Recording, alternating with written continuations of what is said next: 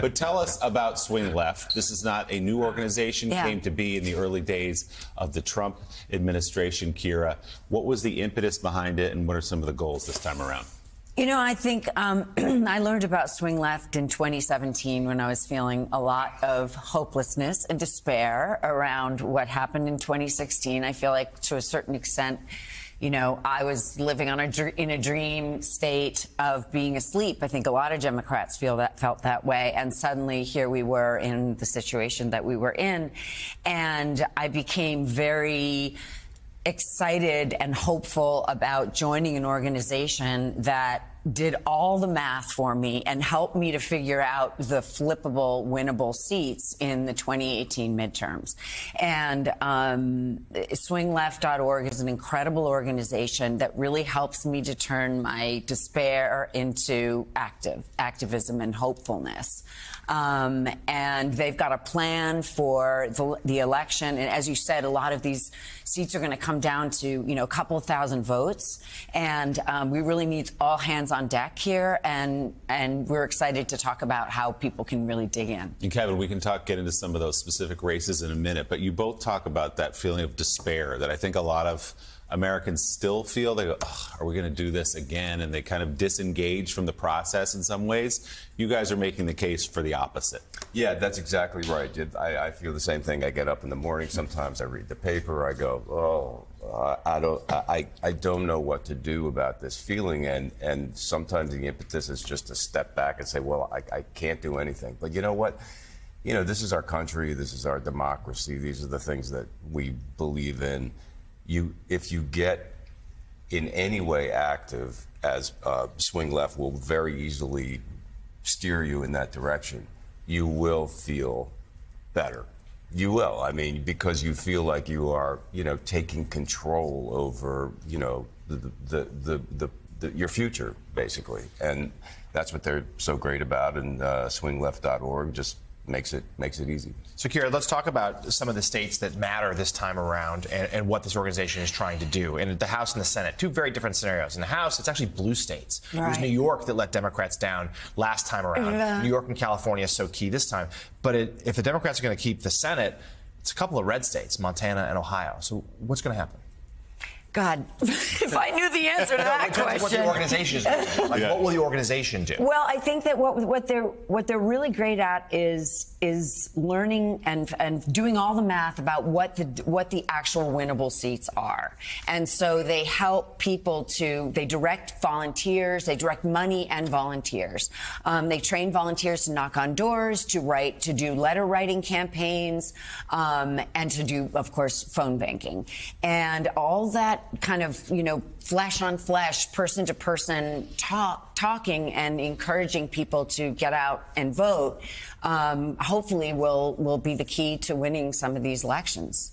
You know, if you get out there, not just in your neighborhood, your own neighborhood, but anywhere in the country, you are bound to encounter someone in conversation who will raise the following issue with you. I think we're losing our country. You know, and you listen to them, and they have a legitimate concern about it. One of the elements of Swing Left, I'm looking at the one sheet on it, is a letter writing campaign that you began. So letter writing from the Civil War on through Vietnam, letter writing, a personal letter, was enormously impactful, both emotionally to the recipient, as well as you know, just the letter itself. How is that working? How do you do it? How do you select who you're sending letters to? And who writes the letters? Okay, so we have had letter writing parties at our house. We invite friends over, people, extended people. You know, we get a couple of cheap bottles of wine or some coffee or whatever, cookies, and we have a box of letters that are addressed in, you know, in these battleground states to Democratic voters.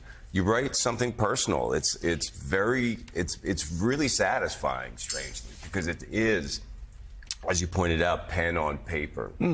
You know, licking the envelope, putting it in the box and sending it to somebody, something that they can hold in their hands. Very different than a robocall. Yes. Very different than the sea of emails, you know, telling us about gloom and doom. You can say, I'm sending you this because, I care about democracy. This is why I vote. This is why I vote. And they make it so easy on the site because they'll help you to download all the letters, dear whatever, and then you sign. And they also have all the addresses, so they make it incredibly easy for you. So, it's really not hard. It's also a communal thing. Yeah. It helps people to feel like they're in a community. If we all feel so alone and isolated in our own fear and our own worry, we're gonna feel frozen. But if we're come together and have these communal experiences trying to affect change, nothing in this country has ever changed without a people-powered movement. It's all about people. And, I think these, both sides to a degree try to tell us that we don't have the power, but we do. We have the power. It's we the people. That's all it is. My big takeaway is we're all invited to your house to drink wine. Drink wine and write letters. What kind of cookies do you we'll put the home address down there on the bottom of the screen there so you can come over.